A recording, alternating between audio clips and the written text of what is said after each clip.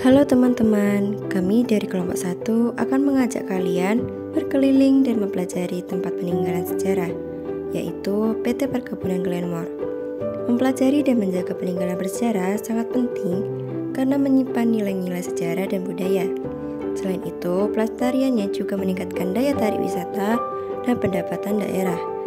Jadi, menjaga peninggalan bersejarah adalah tanggung jawab bersama untuk melestarikan warisan budaya dan sejarah kita.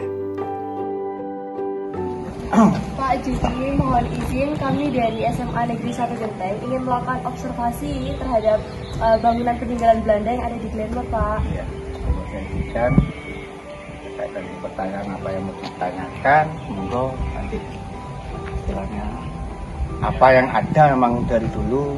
Jadi kalau Pak Didi bisa jawab, ya dijawab. Kita jadi.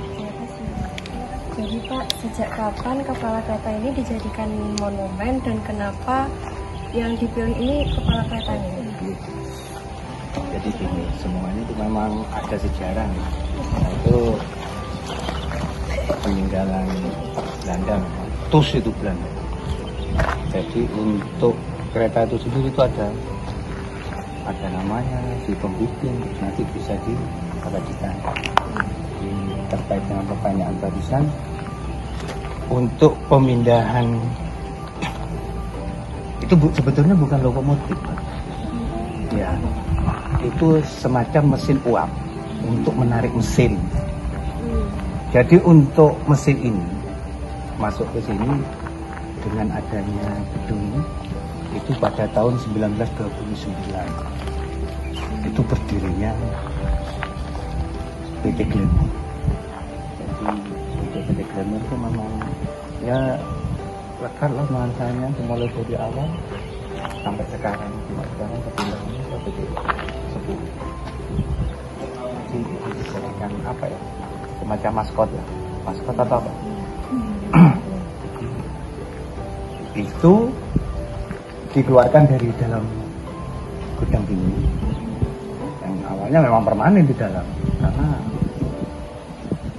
untuk mesin uap ini pengendali mesin-mesin yang ada di kita lagi kita lihat-lihat. Jadi untuk mesin uap ini ya, didatangkan oleh Belanda untuk mengangkat mesin-mesin kartel yang ada di dalam, banyak kan. Berikut adalah komponen-komponen yang ada di dalam pabrik PT Glenmore. Yang pertama yaitu kopi gelondong atau bordes, memiliki fungsi untuk menampung kopi yang baru saja dipanen dengan maksimal beratnya 17 ton.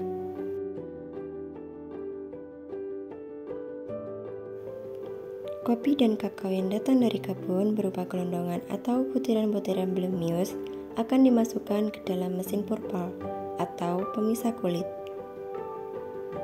Kemudian dimasukkan ke bak penampungan untuk direndam. Mesin-mesin ini dulunya digerakkan dengan mesin uap yang sekarang menjadi maskot pabrik ini. Nah, ini adalah tempat dulunya mesin uap itu diletakkan. Berikutnya adalah tempat fermentasi kakao. Fermentasi kakao ini dilakukan pada bak-bak ini, yang dimana nanti kakao akan direndam dan dilakukan fermentasi.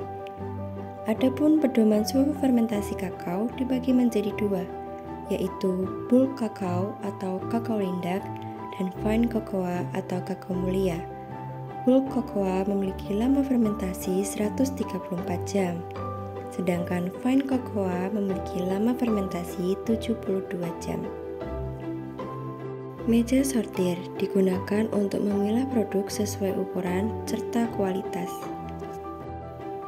Mesin akan membuat angin yang mendorong sisa-sisa kulit kopi menuju ke dalam tabung ini.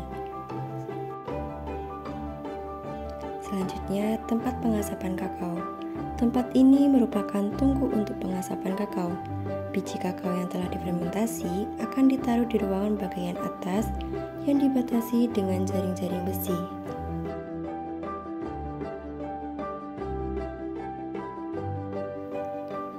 Berikut adalah cerbong untuk mengeluarkan asap-asap dari pengasapan tadi. Di Di samping tempat ini ada tempat penyimpanan kayu yang digunakan sebagai bahan bakar pengasapan. Bangunan ini sudah ada sejak zaman Belanda, namun masih tetap berdiri kokoh karena struktur yang sangat bagus.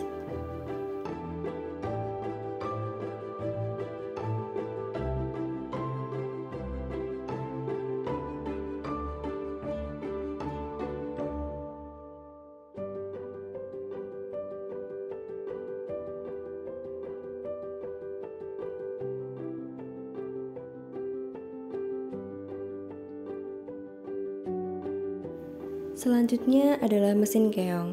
Mesin ini disebut keong karena memiliki bentuk yang mirip dengan cangkang keong. Mesin ini berperan menggantikan mesin uap yang ada di awal tadi. Mesin ini digunakan untuk menggerak mesin-mesin lainnya menggunakan tenaga air. Mesin ini juga dibawakan oleh Belanda pada bulan September tahun 1929. Sekarang kita berada di tempat pengumpulan karet yang baru saja datang dari kebun. Karet-karet ini akan diolah sebelum dilakukan pengasapan karet. Adapun moto dalam pengolahan karet yaitu setetes getah adalah seonggok dolar yang kita harapkan.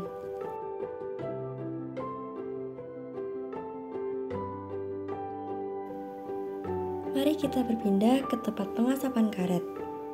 Karet yang sudah siap diasap akan digantung pada bambu-bambu yang sudah disediakan. Karet yang sudah diasapi akan berwarna coklat namun masih dalam bentuk gelondongan. Karet ini setelahnya akan disimpan di gudang karet. Di dalam gudang karet terdapat dua jenis alat. Yang pertama digunakan untuk mengangkut karet dalam bentuk gelondongan. Yang kedua adalah mesin pres untuk memipihkan karet yang telah diasapi. Di sebelah gudang karet terdapat kebun kakao kecil yang merupakan peninggalan dari bangsa Belanda yang hanya digunakan sebagai kenangan-kenangan. Adapun di seberang kebun kakao terdapat lapangan tenis yang biasa digunakan sebagai tempat untuk foto prewedding.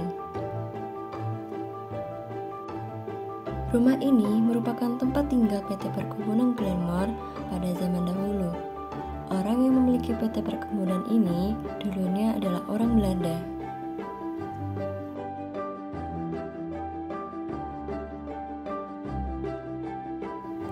Selanjutnya kita ke rumah rapat.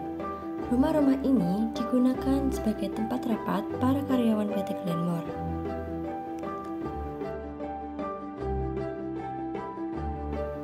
Yang terakhir adalah pohon kopi anjing. Pohon ini merupakan salah satu peninggalan pada zaman Belanda. Pohon ini memiliki buah yang sangat manis ketika sudah matang.